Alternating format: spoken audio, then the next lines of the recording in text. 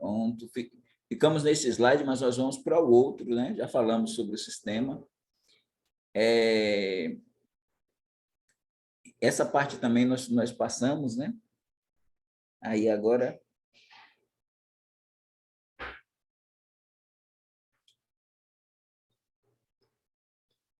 Pronto, isso aí, essa parte aí, irmãos, aí começando, é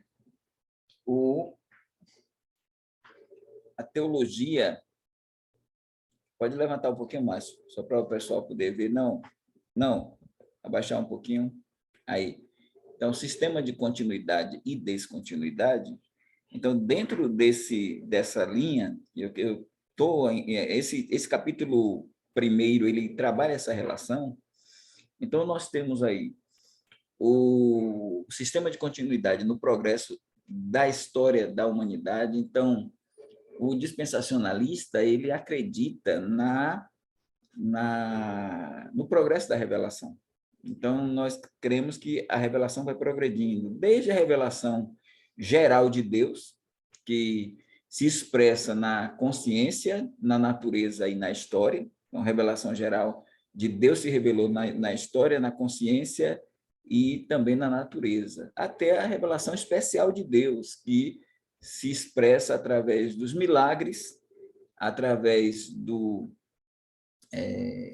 da experiência do cristão ou a experiência do crente, porque quando nós falamos cristãos, estamos fazendo referência ao período da igreja, né?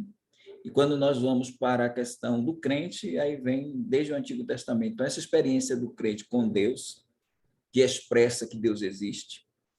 A profecia, que é o que nós estamos estudando no grupo Escatom, a profecia. E também, aí são as máximas, né? As escrituras, a revelação de Deus nas escrituras, é a revelação máxima na palavra, e a própria revelação de Deus em Jesus Cristo, quando ele se encarna. Então, nós vemos esse progresso na história da humanidade em termos de continuidade, de continuidade e descontinuidade, porque a salvação ou a história da humanidade em si, ela tem esse progresso dentro da revelação. Na trajetória de Israel no Antigo Testamento, aí nós temos o que? A questão de que, para nós, Israel não é a igreja, então a gente olha para o Antigo Testamento e enxerga um povo nascendo no livro das origens, o Gênesis, lá no capítulo 12, o chamado de Abraão, de Ur dos Caldeus, até a terra que mana leite e mel, e ele saiu sem saber para onde ir. Então, ali nasce Israel no capítulo 12 de Gênesis, e os gentios, as outras nações, se quisessem ser salvos, teriam que se inserir na comunidade de Israel. Aí eles eram circuncidados e tal, mas a gente não enxerga a igreja lá no Antigo Testamento. Para nós, a jornada da igreja é no Novo Testamento, e assim a igreja não é Israel no Antigo Testamento, e Israel não é a igreja no Novo Testamento. Então, a igreja não é o novo Israel de Deus, e nem Israel era a igreja. Assim pensam os aliancistas, mas nós, os dispensacionalistas, pensamos diferentes. Também na questão da lei de Moisés em relação à lei de Cristo, para nós a descontinuidade, ou seja, nós acreditamos que a lei de Moisés é um dado e a lei de Cristo é outro dado. Nós não cremos que lei de Moisés e lei de Cristo sejam a mesma coisa. A lei de Moisés é Antigo Testamento e a lei de Cristo agora, a igreja vive sob a lei de Cristo, é Novo Testamento. Na teologia expressa ao longo da eclesiologia, então, nós não temos a visão de aliança das obras, aliança da redenção, aliança da graça, como creem os reformados. Nós seguimos mais a linha de dispensações, embora cremos na existência de alianças, mas não vemos na Bíblia uma aliança da redenção, uma aliança da graça ou uma aliança das obras, né? Então, há para a linha reformada, isso é continuidade, para nós é descontinuidade com as dispensações descontinuando, né? As ordens descontinuando. No modo como Deus executa o seu plano de salvação nos séculos passados e vindouros, então nós cremos que, diferente dos aliancistas e dos dispensacionalistas progressivos, nós não cremos só no plano de Deus como um plano único. Para nós, há um plano de Deus para a igreja e um plano de Deus para Israel. Então, nós cremos em dois povos de Deus, enquanto eles acreditam em um só povo de Deus. Por isso, é continuidade. Um povo de Deus no Antigo Testamento e prossegue um povo de Deus no Novo Testamento, então é um povo de Deus.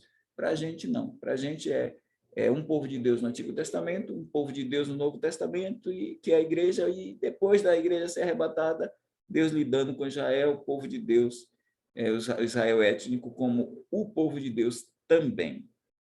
Passa aí, Márcio, para adiante, se tiver perguntas nesse campo, mas eu gostaria de ir um pouco mais à frente,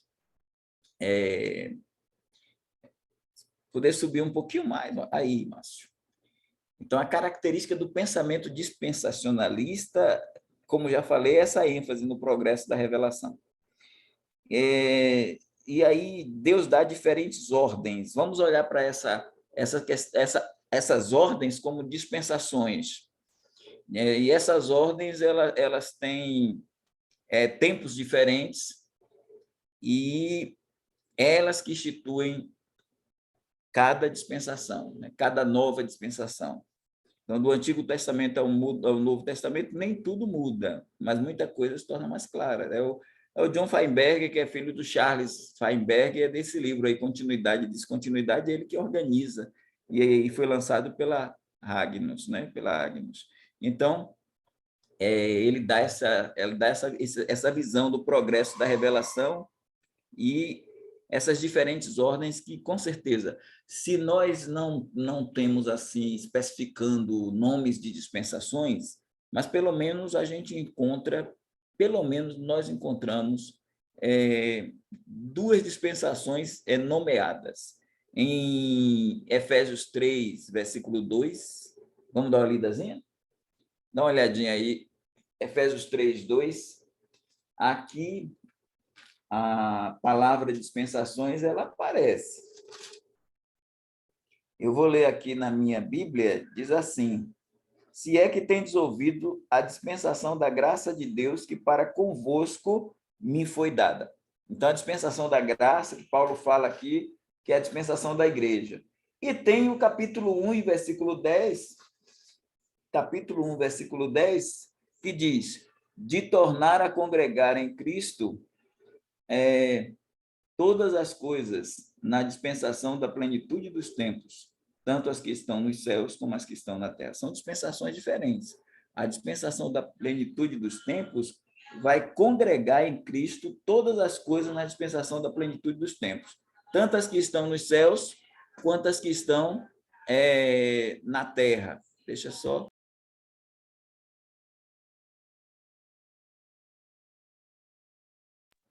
Então, dispensação da plenitude dos tempos é a dispensação do reino, é a dispensação do milênio, que ela abarca todas as dispensações restantes. E a dispensação da igreja é da graça, né? Então, pelo menos a gente tem aí a da graça, que é a nossa, e a do reino, que é a futura, que não tem aí, não aparece na Bíblia como dispensação do reino, mas aparece como dispensação da plenitude dos tempos. Márcio, pode ir passando aí, Márcio. E aí entendemos com Feinberg de que a continuidade no Antigo Testamento ela expressa a revelação de Deus na história, como progressiva. Então, assim, nós pensarmos que Israel e igreja, não é uma ruptura, mas há uma descontinuidade. Então, quando chegamos em Atos 2, 120 pessoas que eram judias, mas quase 3.000 que se convertem também. A igreja ali nasce, é batizada, selada, penhorada, ungida e planificada no Espírito Santo. E também aquelas quase 3.000 pessoas também, elas são batizadas, penhoradas, ungidas e planificadas no Espírito Santo. Então, nasce aí a igreja. A gente tem um judaísmo que é a religião de Deus do Antigo Testamento, fundada por Moisés, fundada por Ezequias, o rei Ezequias, fundada por Moisés, Ezequias não, por Ezequiel, melhor dizendo, Moisés, Ezequiel, e aí nós temos o judaísmo. Esse judaísmo vai, quando chega no nascimento da igreja, a gente tem essa transição de lei para graça, de judaísmo para cristianismo e de Antigo Testamento para Novo Testamento. Então, essa transição ela é descontínua. Então, sai o judaísmo, entra o cristianismo. Sai a lei, entra a graça. Sai o Antigo Testamento, entra o Novo. Muito embora a gente tenha o Antigo Testamento como palavra de Deus e muita coisa maravilhosa e promessas que ainda vão se cumprir, profecias que ainda vão se cumprir no futuro com Israel e também que se cumpriram em Cristo e no período da igreja. Então, não há como negar rupturas e evoluções que expõem um processo de descontinuidade, ponto nevrálgico de distinção entre não dispensacionalistas e dispensacionalistas, como um modo hermenêutico que ambos têm em relação ao Antigo e Novo Testamento. Então, essa relação Antigo e Novo Testamento perpassa por isso aí: Israel, igreja, judaísmo, cristianismo, lei, graça, Antigo Testamento, Novo Testamento, e mais tarde nós vamos ver as abordagens hermenêuticas sobre a interpretação ou o uso do Antigo no Novo, ou pelo Novo, né? Ou no Novo, como os autores do Novo Testamento, os 8 ou 9 autores do Novo Testamento, a gente não sabe ao certo, por causa do escritor de Hebreus, que se é Paulo, se é Clemente de Roma, se é Apolo, se é Lucas. Então, mais ou menos aí 8 escritores, 4 apóstolos e 4 evangelistas, ou melhor, 4 apóstolos, 2 evangelistas, 2 irmãos de Jesus, melhor dizendo assim. E aí nós temos essa questão da interpretação. Irmão Elias, veja aí se até esse terceiro slide há alguém aí com alguma pergunta sobre o que foi abordado até aqui. Tem a irmã? Estou vendo. Ó, o Márcio, se você puder colocar todos na tela, seria legal. E, por enquanto, eu estou vendo só uma mão levantada, que é da irmã Cristina. Eu não consigo colocar porque não está em PowerPoint, está em PDF. É? Tá bom, Márcio. Mas você não pode tirar a apresentação, Márcio? Da stop?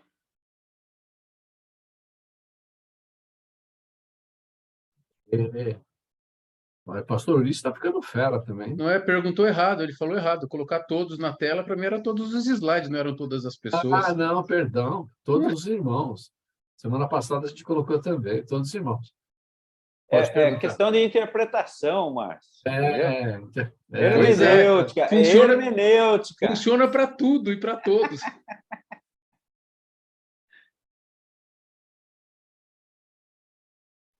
Pronto, irmã Cristina, pode abrir o microfone? Pode. Então, não sei se tem a ver, se não tiver também, pode falar. Aí tem aquela Lucas 5,37, ninguém deita vinho novo em odres velhos, de outra sorte o vinho novo romperá os odres, entornar-se ao vinho, os odres se estragarão. Tem alguma coisa a ver com essa ruptura? Essa ruptura? Só isso. Com certeza, tem a ver, porque, inclusive, há um questionamento ali sobre o jejum, né? E o Senhor Jesus Cristo ele está mostrando o vinho novo como o Novo Testamento, né? E os odres velhos como o Antigo Testamento, né? Vai demonstrar aí que algumas coisas lá de trás não vêm para cá. Então, por exemplo, a gente pode tomar até o dia do Yom Kippur, o dia do perdão, lá em Levítico 16,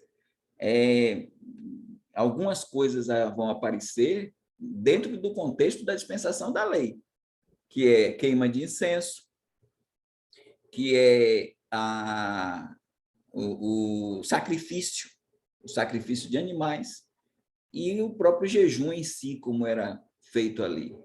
Então, a ideia seria agora, passando para o Novo Testamento, o incenso representando, e Apocalipse 8 trabalha isso, as orações dos santos, as orações subindo.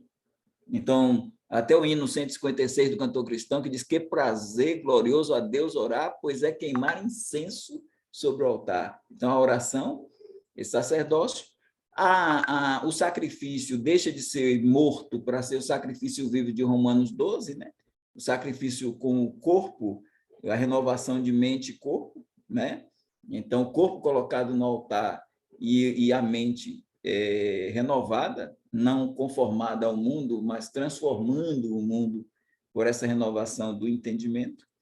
E a questão do jejum como abstinência também das concupiscências carnais que combatem contra a alma. Então, fazendo essa linha, e aí a gente vê também outras questões da lei, por exemplo, aí que o aliancista se pega, porque essa questão do sábado e do domingo, para o aliancista, o domingo foi trocado pelo sábado, para nós dispensacionalistas, o domingo é o dia do Senhor, é o dia dessa nova criação, mas não fazemos não dizemos que o domingo foi trocado pelo sábado. O sábado é o sábado judeu, é o sábado dentro do contexto da lei, é o sábado que foi determinado no Decálogo, e o domingo é aquele dia do Salmo 118, e dizer esse é o dia que fez o Senhor, regozijemos nele, mas não que a gente vai dizer que a pessoa não pode trabalhar no domingo, se você tem um expediente no domingo, você está quebrando o domingo e você está sendo... Não, o domingo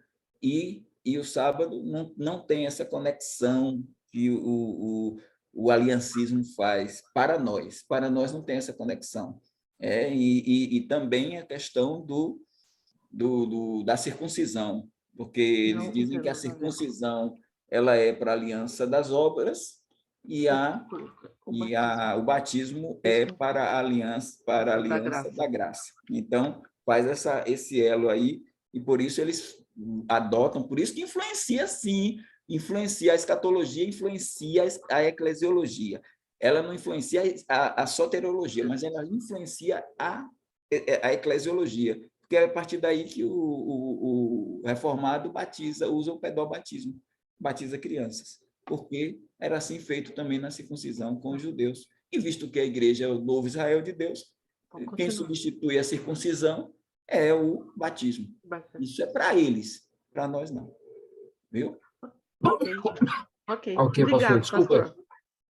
Desculpa, gente. Antes do Márcio falar, o Márcio levantou a mão, perdão, e depois o pastor Ulisses também está querendo falar. Mas antes disso, nós temos um novo membro aí no nosso grupo, ele chegou depois, o primo já tinha falado que iria entrar, o irmão Daniel Fernandes, e o primo pode falar um minutinho só, né? Para o pessoal saber quem é, e depois, a semana que vem, ele se apresenta para nós, né? Melhor, né, primo? Quem é esse rapaz aí, primo? Você conhece ele? Já há alguns anos. É uma alegria ter meu filho aqui conosco, aqui no grupo. Eu tinha conversado com ele já há algum tempo sobre o nosso grupo, né?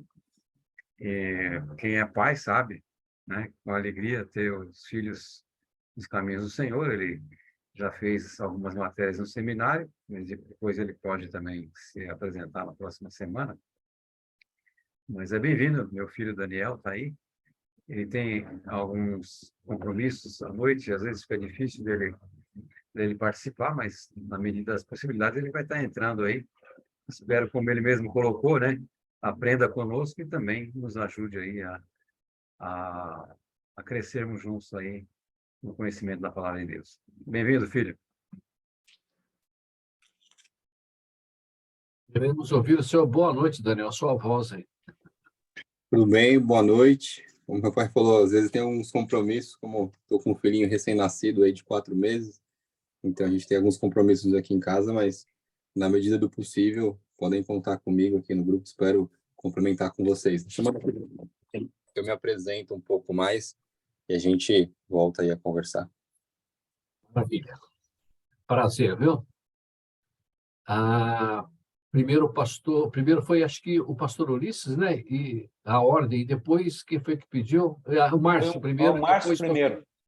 Márcio primeiro, e depois o pastor Ulisses. Oi, Dani. Prazer ter você aqui, primo. A minha questão é a seguinte: eu entendi, lendo o vosso livro, pastor Oswaldo, essas questões de continuidade e descontinuidade, mas eu não sei se ela se encaixa bem naquilo no meu entendimento atual.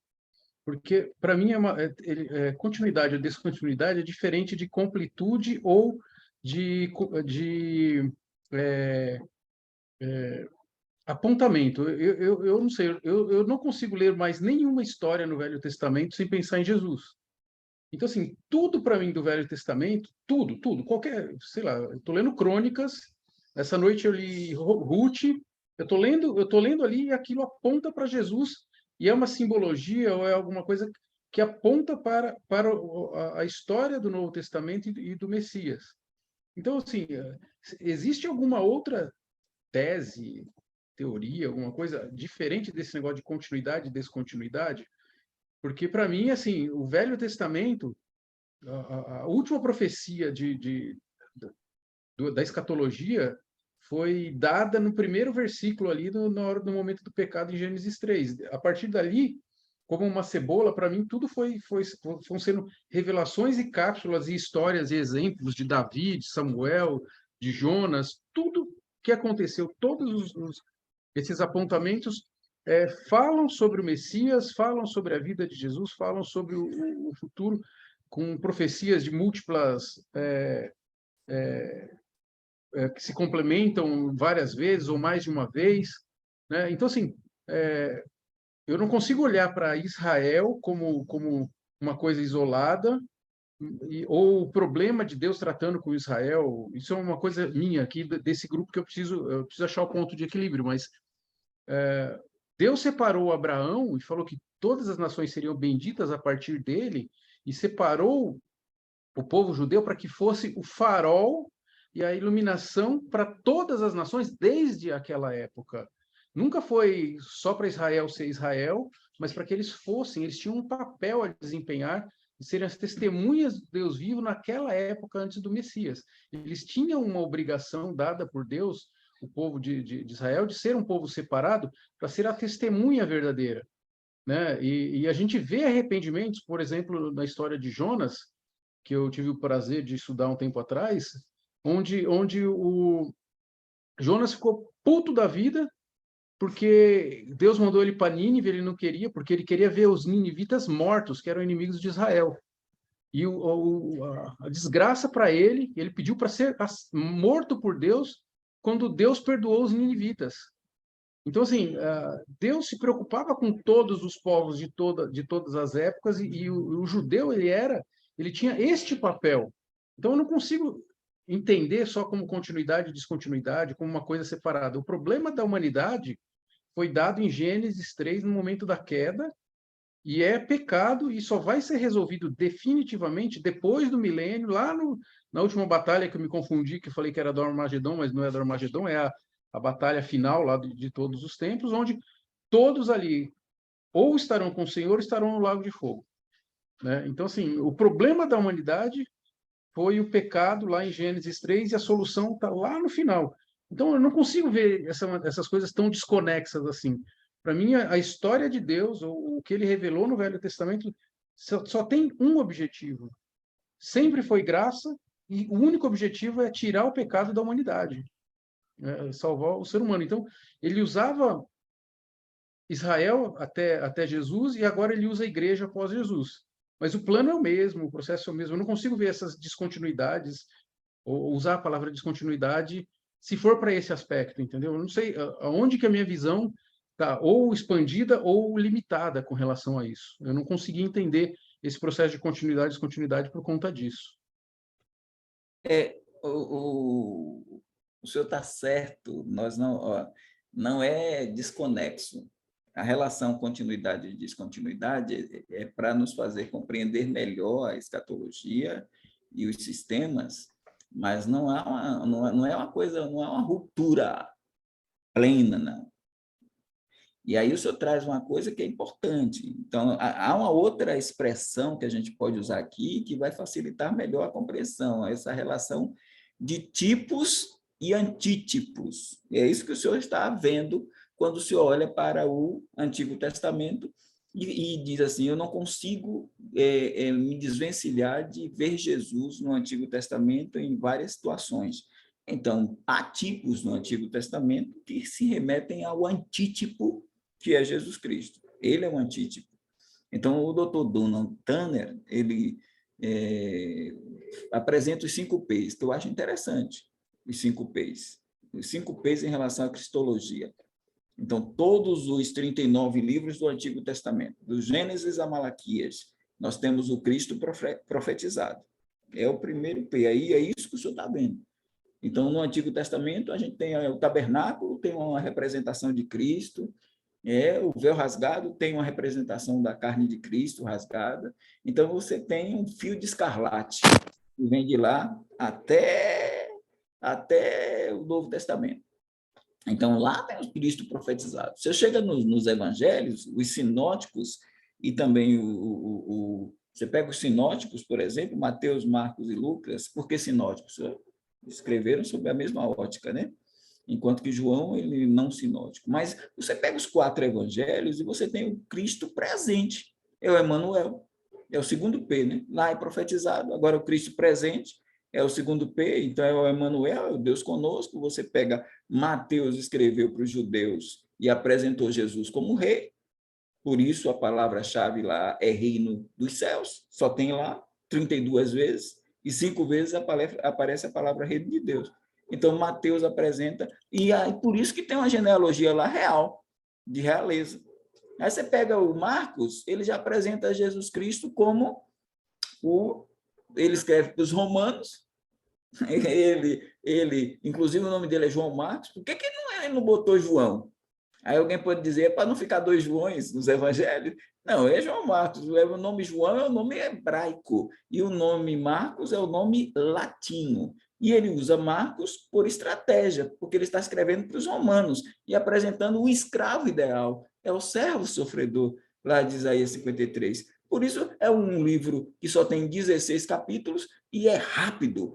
A palavra logo é a palavra-chave. Você pode abrir Marcos aí em qualquer lugar, você vai encontrar a palavra logo, porque não tem genealogia. Porque quem quer saber quem é o pai, quem é a árvore genealógica de um escravo? Aí não tem genealogia. E ele escreveu para os romanos. Aí você vai para Lucas, já escreve para os gregos, então Mateus para os judeus, Marcos para os romanos, e Lucas para os gregos, e apresenta Jesus como homem. Por isso que a palavra-chave lá é filho do homem. Aparece muito. E a genealogia dele, por que tem que ter genealogia? Não é para provar que Jesus é rei, mas é para provar que Jesus é homem. Por isso que ela é decrescente e vai até Adão. Adão, filho de Deus, para mostrar a humanidade. Porque se alguém perguntar para vocês, hein, pastor Luiz, perguntasse na igreja, filho do homem, quem é esse homem? Esse homem é o pai? Nunca foi. O homem não é. O pai não é homem. Balaão já dizia, Deus não é homem. Espera que minta. Esse homem é o quê? Não, esse homem é José? Não pode ser. Jesus não era filho de José. Esse homem aí não é homem. Esse homem aí é a humanidade. É filho da humanidade, porque ele se humanizou, se encarnou. Então, Lucas apresenta Jesus como homem. E aí vem João. João, não sinótico, apresenta Jesus como Deus. Qual é a palavra-chave? Eu sou a luz do mundo, eu sou a porta, eu sou o bom pastor.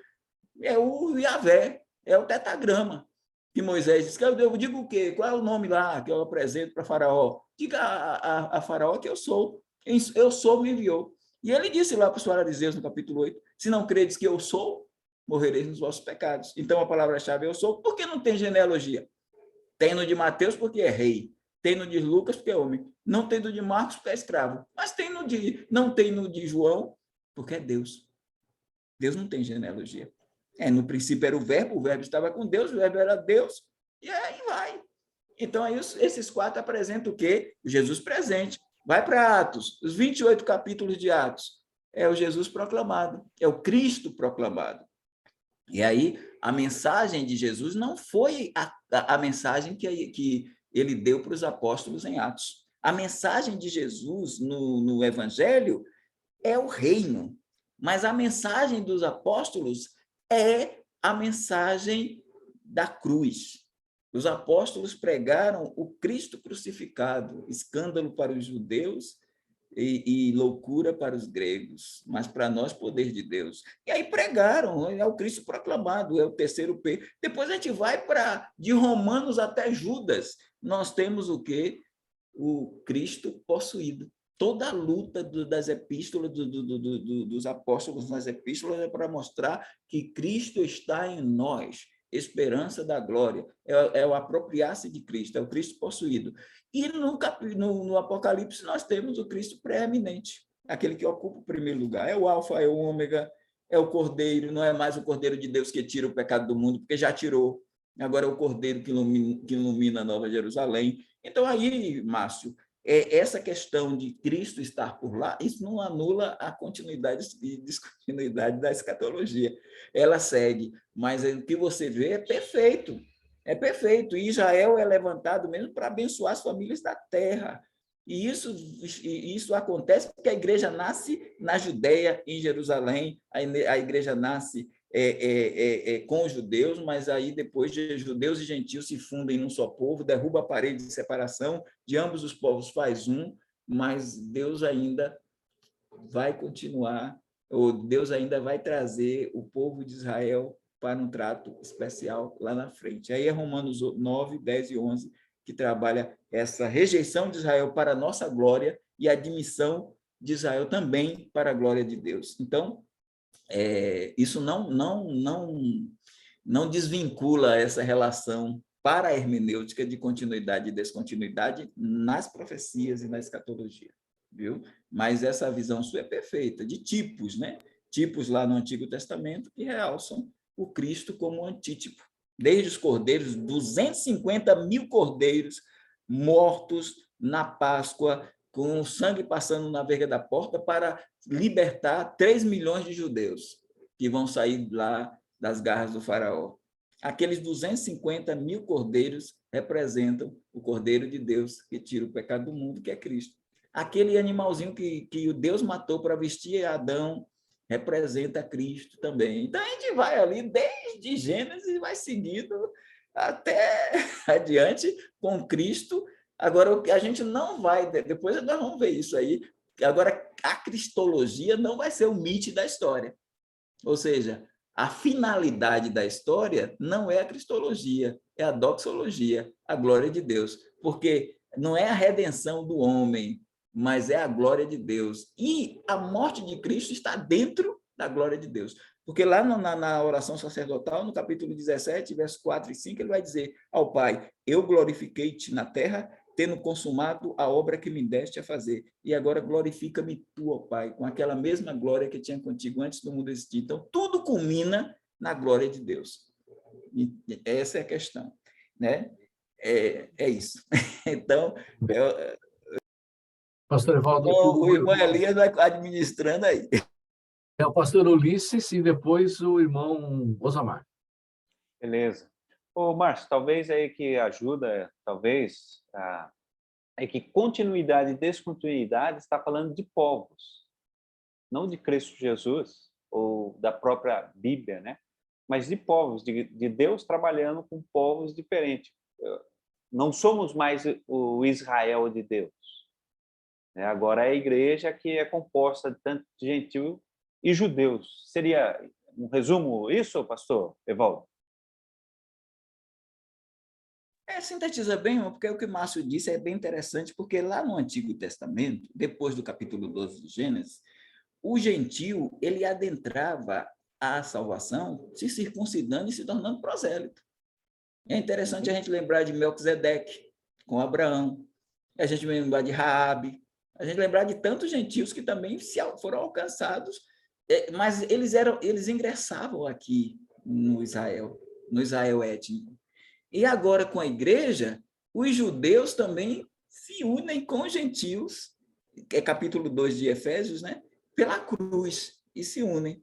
Mas chega um momento lá na tribulação que Deus vai começar também a trabalhar com o Israel étnico, porque ele tem uma nova aliança que ele prometeu com a casa de Judá e a casa de Israel, e ainda tem um outro dado, que a gente vai esmiuçar aqui, vai chegar o tempo aí da gente analisar as 70 semanas de Daniel, que tem algo muito fantástico ali para a gente ver, nessas 70 semanas de Daniel. Ô, pastor, mas deixa eu fazer minha pergunta agora. E eu vou ter que sair daqui a pouquinho, tá bom, irmão? Então, pastor, bem breve, só, e se eu perdi, o senhor só me relembra. Quando trata continuidade e descontinuidade na história, falando ali do início da igreja, com os pais da igreja, tem alguns relatos de alguém que defendia essa tese de que continuava ainda Israel? Irmão, a gente vai pensar aqui junto com vocês, e vocês conhecem a história da igreja. Saindo um pouquinho da igreja primitiva, a gente chega em duas escolas, que são fundamentais, até para o texto que a gente tem aqui, que eu falei textos receptos, texto crítico, que o texto crítico é da alta crítica. Então, lá no início, lá no século II, nós temos a escola de Antioquia, a escola antioquena, a escola de Antioquia da Síria, e a escola de Alexandria. Alexandria com Orígenes, com o Clemente, não é o Clemente de Roma, não, é o Clemente, é outro Clemente. E tinha Filo, em que eles tentaram pegar a filosofia grega para atrelar a Bíblia. E aí eles começaram também com Orígenes, ele fez a Hexapla, então, traduções da Bíblia no grego, e aí a escola de Alexandria, ela pendeu para o lado da continuidade e começou a alegorizar as passagens proféticas e espiritualizar passagens. Ô, pastor, qual data seria essa? A data que começou isso? Isso começou no segundo século. Segundo século. Isso, tá. Com a igreja, com a escola de Antioquia, mas os irmãos se lembram, quando a gente olha para Antioquia, só para a gente pensar, a gente lembra do seguinte, olha, a Antioquia da Síria, irmãos, é importantíssima na vida da igreja. Foi lá que os cristãos, acho que é Atos 11, 26, foi lá que pela primeira vez os cristãos foram chamados de cristãos. E foi a Antioquia da Síria que mandou Paulo nas 3 viagens missionárias. Foi ela que Paulo era membro da igreja de Antioquia e dava o relatório. Então, era a Antioquia da Síria aqui. Então, essa Antioquia da Síria, ela foi uma bênção em muitos aspectos para o cristianismo. E dessa escola saiu a escola que segue a linha literal, gramatical, e numa linha de descontinuidade, enquanto a da Alexandria seguia a linha da continuidade. E é dessa aí que vem a mais tarde chega o Agostinho, o tempo estava bom, era Constantino que era o imperador, ninguém era perseguido, e Agostinho escreve o livro A Cidade de Deus, para mostrar que, para Agostinho ali, ele segue a linha de Alexandria, e ele vai também para a continuidade, espiritualizando o milênio, dizendo que o milênio já estava acontecendo por conta da Cidade de Deus. E, pastor, então, só para eu saber, porque eu vou ter que sair agora. Século IV já. Século IV. Obrigado. Gente, eu tenho que ir, muito obrigado. Eu vou tentar me conectar aqui no celular, tá bom? Obrigado. Tá bom. Obrigado, pastor. Nada.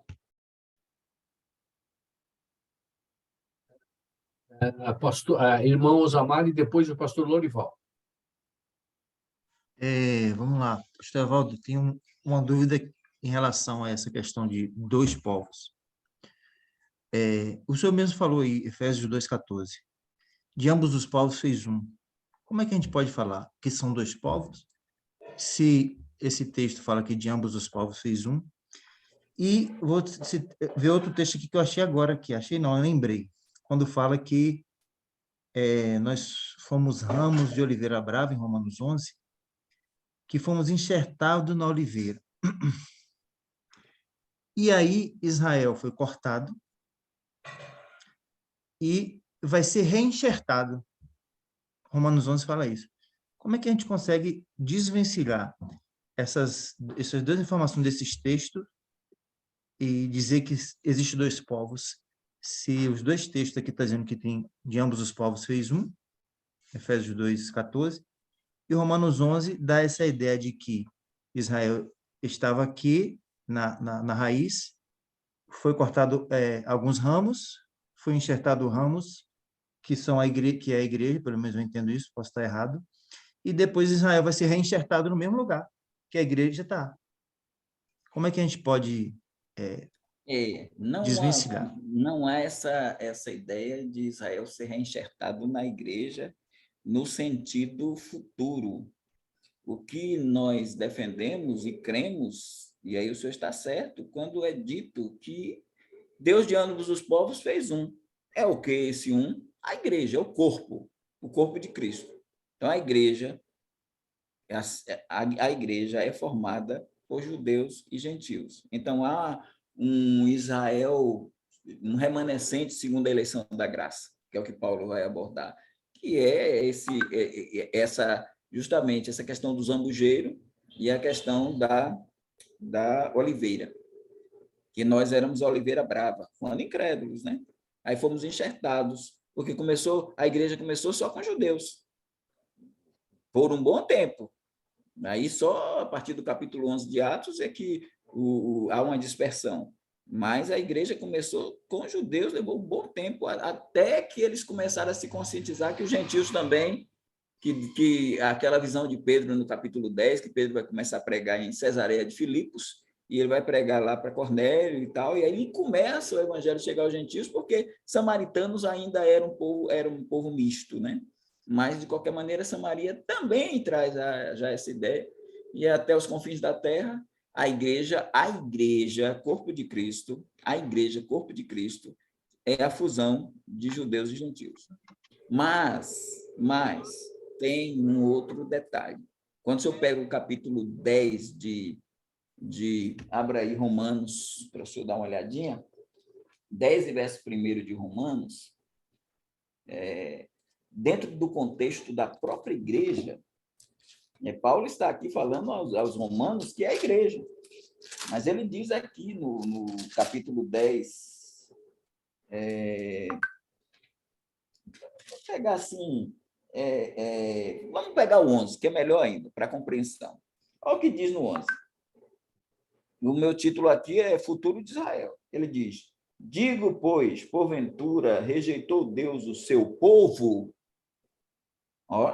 Rejeitou Deus o seu povo? De modo nenhum, porque também eu sou israelita, da descendência de Abraão, da tribo de Benjamim. Deus não rejeitou o seu povo que antes conheceu.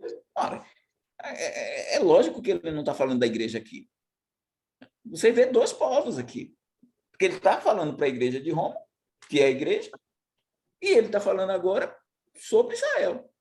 E ele chama Israel de povo de Deus. Então, aí mesmo a gente enxerga os dois povos.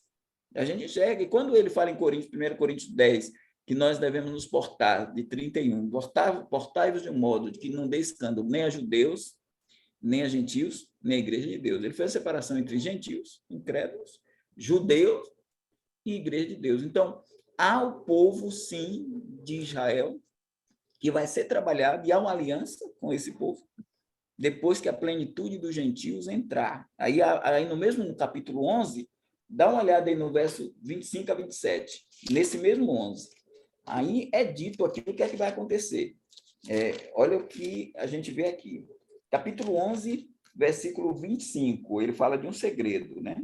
E a gente explica aqui. Porque não quero, irmãos, que ignoreis este segredo, este mistério, para que não presumais de vós mesmos, que o endurecimento veio em parte sobre Israel, está falando do Israel étnico, povo de Deus, até que a plenitude dos gentios haja entrado. O que é a plenitude dos gentios? É o que a gente leu em Efésios 3, 2, e pode ler 3, 2 em diante. A plenitude dos gentios, esses gentios aqui são os gentios da igreja. Então, o que é a plenitude dos gentios entrar? É o arrebatamento. A igreja é se completar o número dos salvos da igreja. Começou com 120, e o que está faltando para Deus arrebatar a igreja é a plenitude dos gentios se completar. É o número de gentios que compõem a igreja se completar. Quando isso acontecer, olha o que diz aí o verso 26, e assim todo Israel será salvo.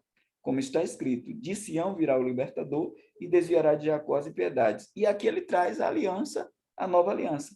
e este será o meu conserto, ou esta será a minha aliança com eles, quando eu tirar os seus pecados, que é Daniel 9, 24, que apresenta lá 7 bênçãos que Israel ainda não desfrutou, de estar projetada para a nação de Israel, porque as 70 semanas foram dadas para ela. Isso aí a gente ainda vai ver lá na frente. Mas existe sim um Israel étnico, aí o aliancista não quer admitir, mas existe sim um Israel étnico à parte dessa fusão de judeus e gentios.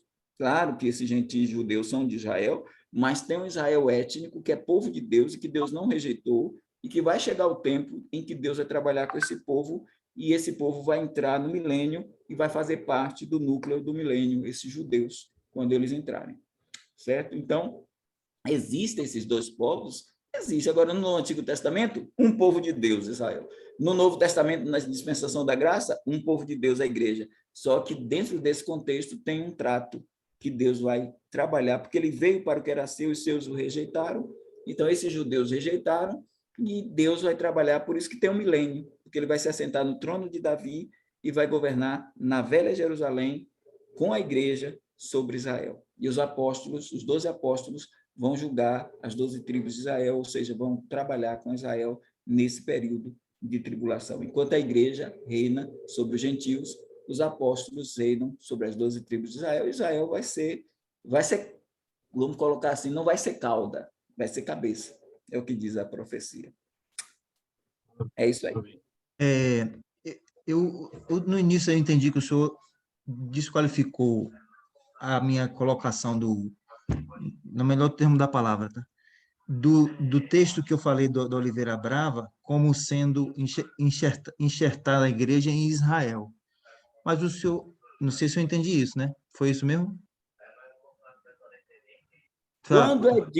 Quando é dito que nós fomos enxertados neles, é no campo da igreja, porque começou com os judeus e nós, como Oliveira Brava, chegamos. Aí nós fomos enxertados neles.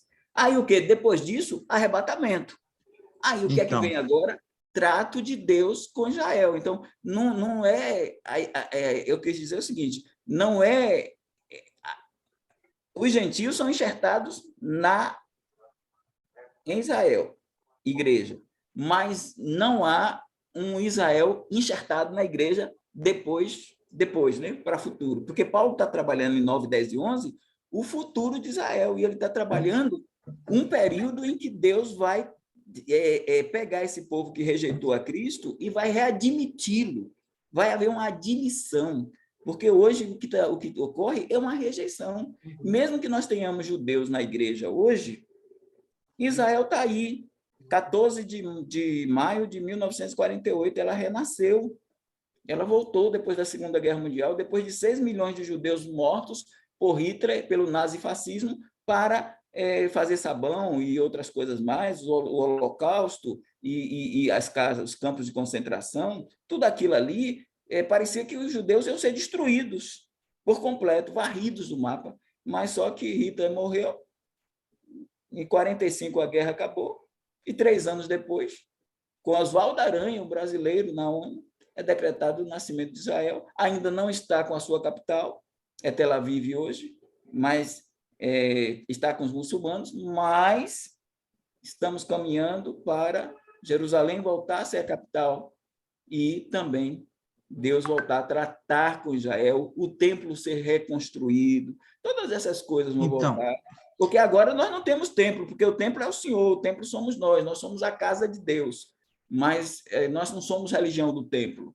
Os muçulmanos têm o Domo da Rocha, que está no lugar do templo de Jerusalém, mas o templo de Jerusalém voltará a ser construído, e Deus vai trabalhar com 2 judeus, 2 testemunhas, vestidos de saco, pregando por 1.260 dias, depois virão mais 144 mil, 12 mil de cada tribo, à exceção de Dan, que é substituída por Manassés, e aí Deus está trabalhando com esse povo. É povo de Deus.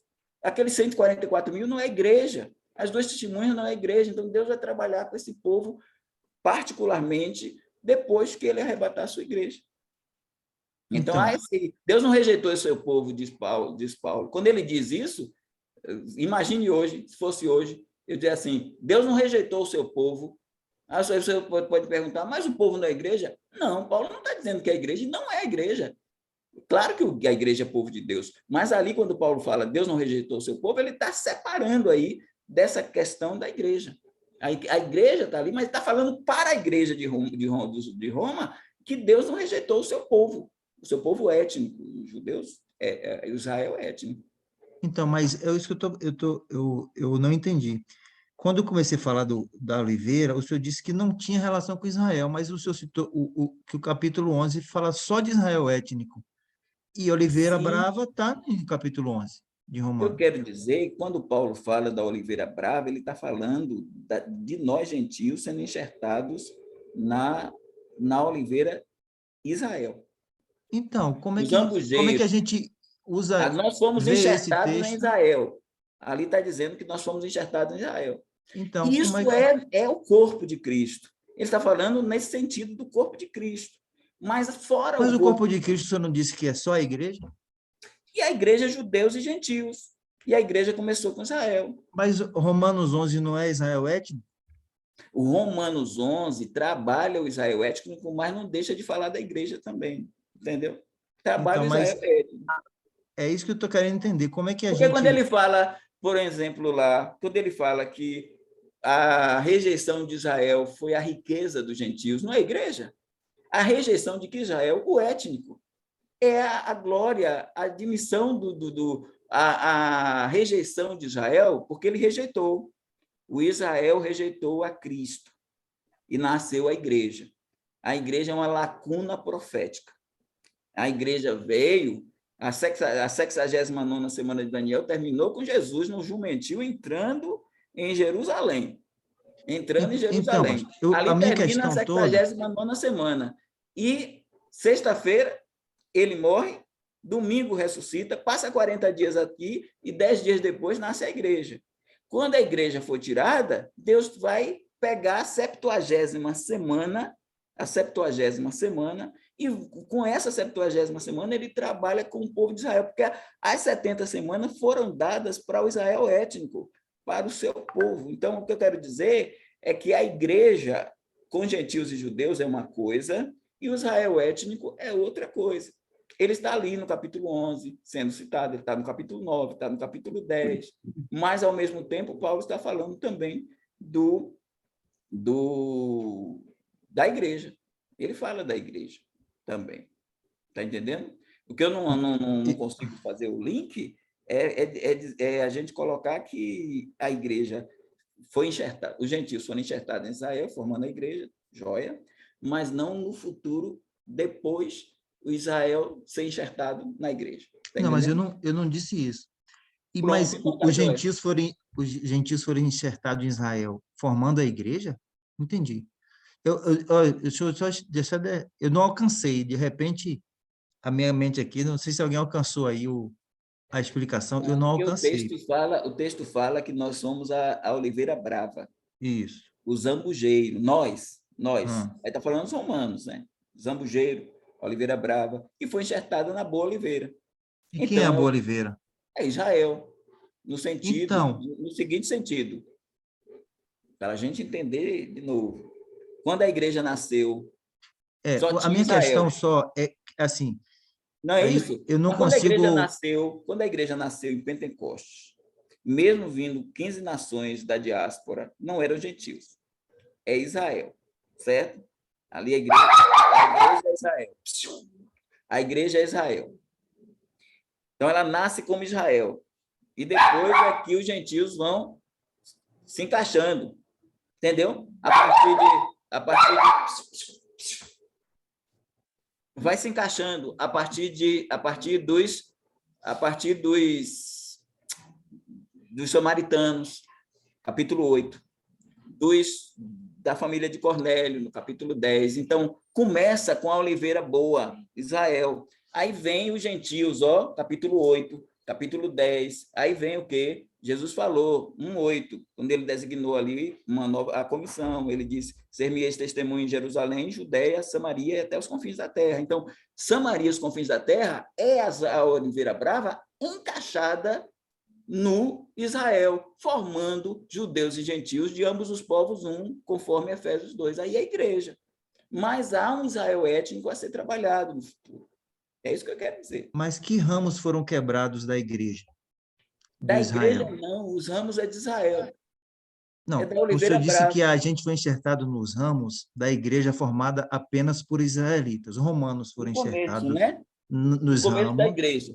Isso. E quais foram os ramos quebrados dessa oliveira? Leia aí o versículo.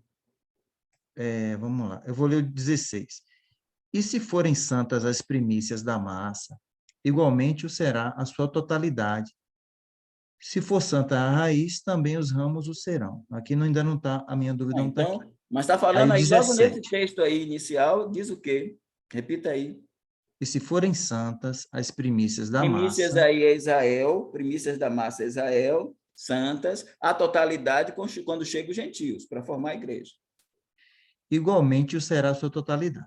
Certo. Se for santa a raiz, também Santa os raiz que é ramos... Israel.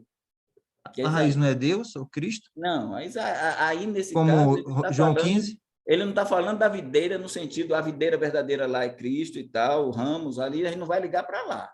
A gente está falando da raiz aí no sentido do início.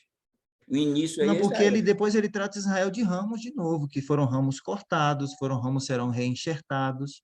Então, se Por isso que Israel não foi ramos cortados, irmão, quando rejeitou Cristo, no momento que eles Então ele rejeitaram, foi cortado de onde? Da eles foram, igreja, se a igreja não existia. não é da igreja, é porque eles rejeitaram a Cristo. Então, eles são cortados. Então, Agora, mas eles o vão senhor ser... disse que aqui esse versículo trata dos romanos sendo enxertados na igreja formada Romanos não, dos inicialmente por gentios. israelitas. Dos Mas gentios. Oi? Dos gentios, né? Os gentios, Os romanos aí, aqui pegando a carta aos direcionados, romanos. Tá? foram enxertados na igreja formada por Não, judeus inicialmente. isso. Mas tinha ramos cortados. Que ramos cortados foram Os esses? ramos cortados porque Israel rejeitou, irmão. E ele Mas vai Israel crer. rejeitou antes da igreja se formar. Não, Não tem não, como. irmão. No dia de Pentecostes, aquelas 3.000 pessoas foram acusadas por Pedro de prender, crucificar e matar Cristo. Eles foram acusados por Cristo. Pedro disse: vocês mataram, vocês crucificaram, vocês prenderam, vocês crucificaram, vocês mataram a Cristo. Então ele está dizendo ali que eles ali foram quebrados, sim, na hora que rejeitaram. Mas agora eles se tornam a igreja. Então eles foram quebrados no sentido no sentido de que houve uma rejeição do povo de Israel. O povo de Israel rejeitou. João 1. Veio para o que era seu e os seus não receberam. No momento que eles não recebem, a quebra desse povo. Está entendendo? Agora, a igreja nasce. Quando a igreja nasce, nasce como Israel. Mas ela nasce ali com pessoas que rejeitaram. Os que rejeitaram a Cristo, ali, Os que rejeitaram não estavam na igreja, pastor.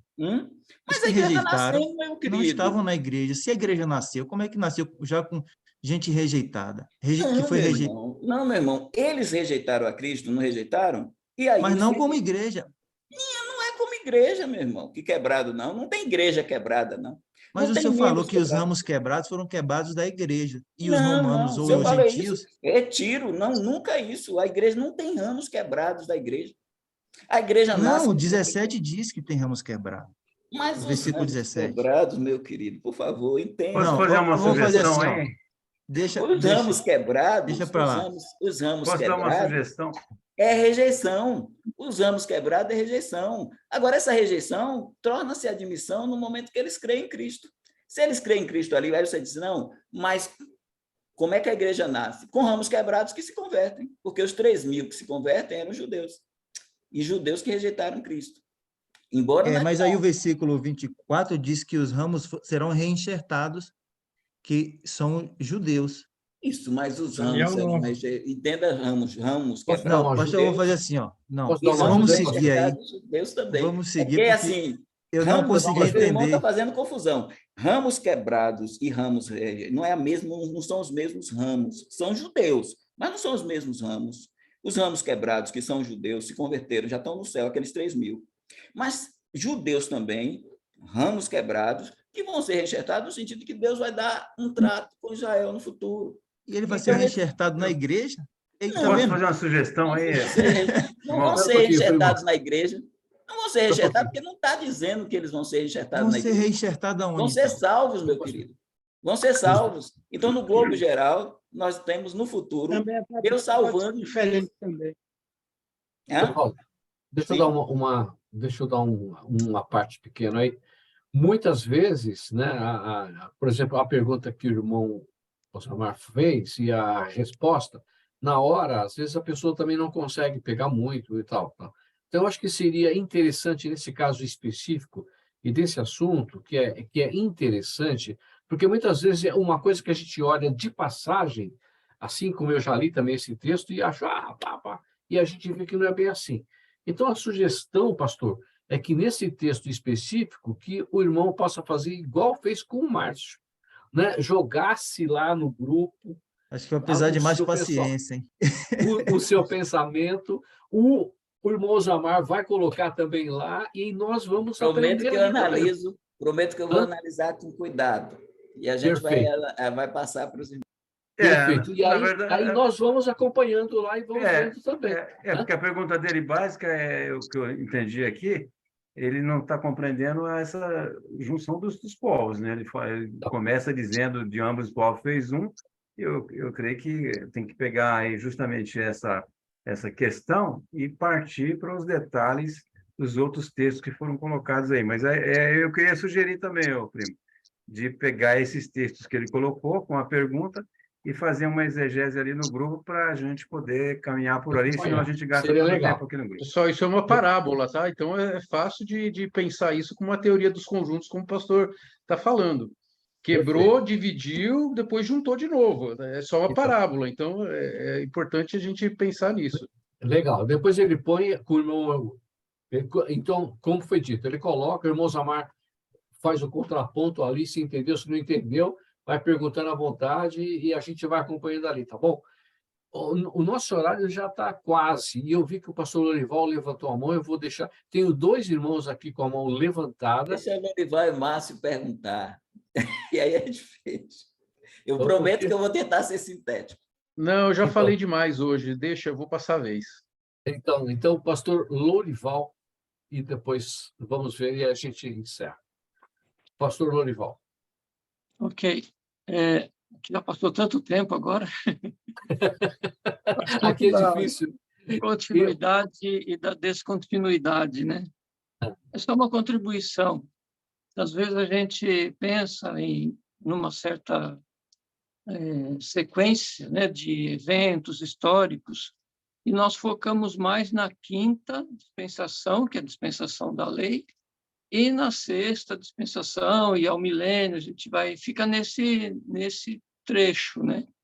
Mas, por exemplo, se nós voltarmos um pouquinho nas outras dispensações, nós não vamos ver as mesmas terminologias sendo usadas, né? Por exemplo, o sábado, né? Que parece que desde o início o sábado é uma instituição como uma lei para os povos. Deus abençoou o sábado, né?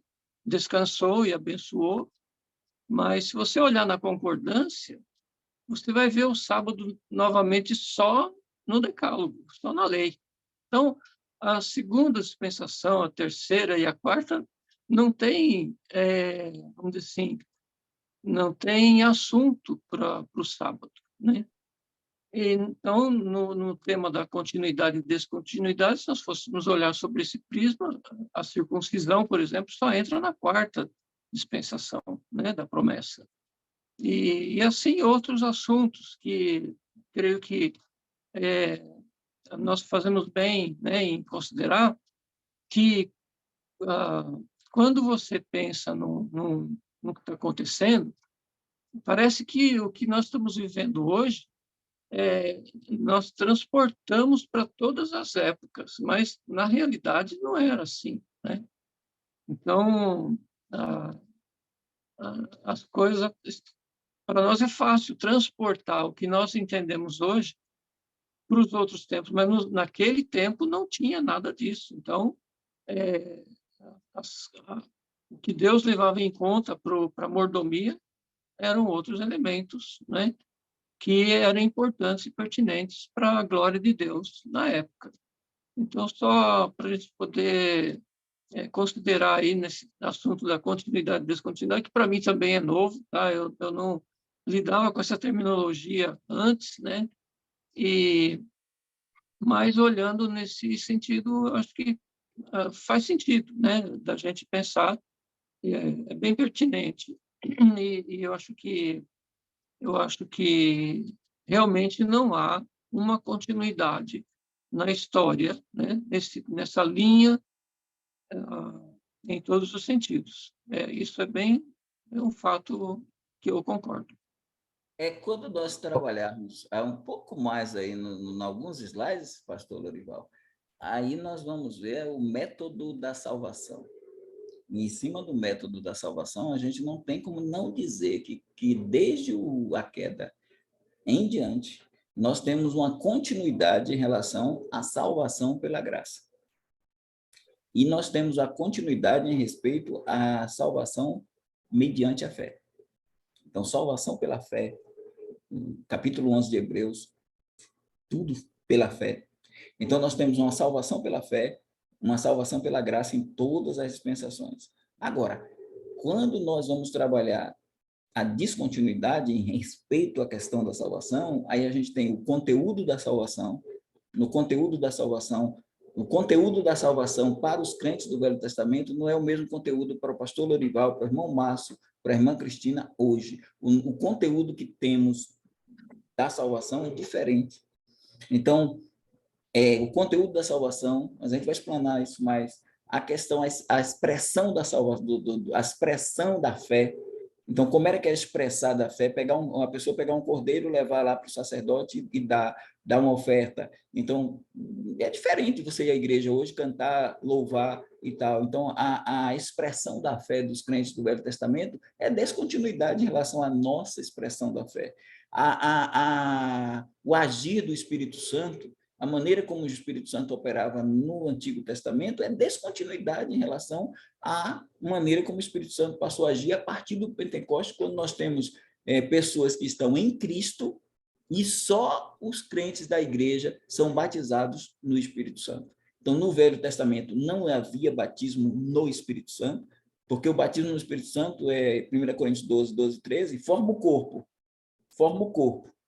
E depois que a igreja for arrebatada, na tribulação, nós não temos também a formação desse corpo, porque também não haverá batismo no Espírito Santo na tribulação, nem no milênio haverá batismo no Espírito Santo. Batismo no Espírito Santo é o grande diferencial da igreja. E, por último, a expectativa do salvo é descontinuidade, porque os do Antigo Testamento tinham a expectativa no Messias que viria. E nós aqui temos a expectativa no Jesus Cristo que veio. É diferente. Pastor, só uma observação rápida. Arrebatamento para quem crê no arrebatamento, tá? É verdade. Tá bom. É bem lembrado. Então, é isso. Ok. Mas gostei, viu, Osamar? Gostei, para apertar o pastor mesmo. Ai de mim, ai de mim. Muito bem. Mas, eu ia falar uma coisa, mas não vou. Deixa para a semana que vem, senão fica muita coisa. Rapidamente, antes de nós orarmos para terminar o nosso estudo aqui de hoje, alguns irmãos me justificaram a ausência, tá bom, irmãos? Porque não poderiam estar aqui hoje, né? O pastor Ulisses tem que sair um pouco mais cedo, ele tem que pegar 2 irmãos aí num lugar, levar em outro. Então, ele tentou ouvir pelo carro, mas não conseguiu. Tá? E uma coisa assim, só para situar, às vezes as perguntas, né, e a resposta fica um bom tempo. Mas eu acho muito importante, por quê? Primeiro que a gente não tem pressa. E segundo, que muitas vezes aquilo que a gente acha que não é dúvida nossa, quando a pergunta e a resposta começam a ser faladas, aí você acaba aprendendo também, você fala, olha, e não é que, entendeu? Então acaba a gente vindo para nós também. Então eu acho isso assim excelente. Eu gosto bastante. Muito obrigado, irmãos. Que Deus possa nos abençoar grandemente. Obrigado a todos, tá?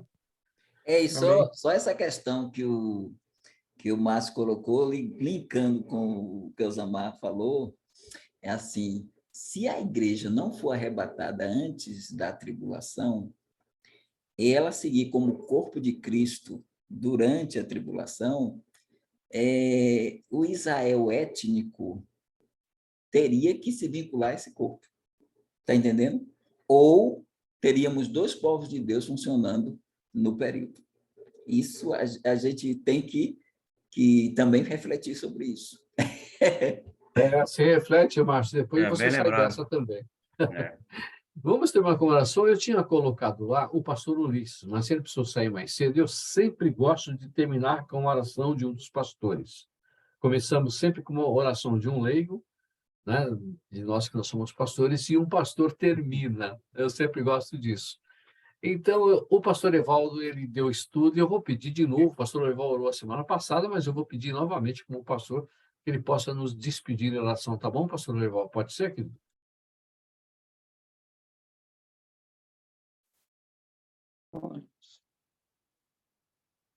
Amado Deus, Pai querido, queremos, Senhor, mais uma vez, exaltar o teu santo e excelso nome, porque o Senhor é nosso Deus, santo e justo, maravilhoso, pleno de amor e bondade para conosco.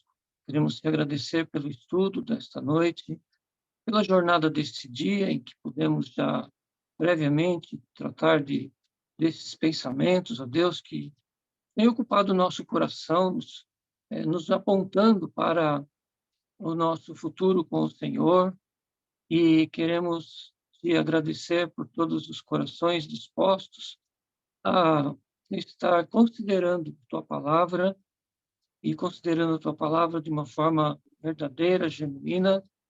E obrigado, Pai, porque podemos fazer como os bereanos, consultar e examinar, e realmente prosseguir organizando os nossos pensamentos e formando a nossa doutrina e unindo os nossos corações nesse santo propósito de te conhecer mais, de aprender mais, de ser discípulos que realmente são ensináveis e comprometidos com o Senhor. E, neste sentido, Deus, nós queremos também colocar em prática. E pedimos ao Senhor que nos conceda oportunidades para estarmos falando desta fé, desta escatologia, ó Deus, que conhecemos, compartilhando com outros que não te conhecem ainda, sobre esses mistérios que o Senhor tem revelado a nós de forma tão preciosa. Amém. E queremos especialmente louvar ao Senhor pela vida do pastor Evaldo, que o Senhor continue a nos conceder o privilégio, a bênção de tê-lo conosco, nos ensinando, nos orientando, organizando os nossos pensamentos. E eu quero, Deus, o teu poder em nós, pelo ministério do Espírito Santo, Amém. para nos iluminar o entendimento, clarear a nossa mente e nos ajudar a unir os nossos pensamentos em um só, de Amém. maneira que possamos fortalecer a nossa fé e entender esse ensino tão precioso. Amém. E também, ó Deus, com os demais irmãos que têm suas necessidades, visita cada um, ó Deus, que está enfermo, e também aqueles que estão muito ocupados com as coisas desta vida, que o Senhor os abençoe e fortaleça. Amém. Obrigado, Pai, nós te louvamos agradecidos, em nome de Jesus. Amém. Amém. Amém. Amém. Tchau, pessoal. Obrigado Boa a semana todos. para vocês. Qualquer Boa semana, discussão, a irmãos. gente põe no grupo lá. Tchau. Um Boa abraço. semana, boa Uma noite. boa noite. Um abraço Parou a a todos. gravação? Boa noite. Boa noite. Boa noite.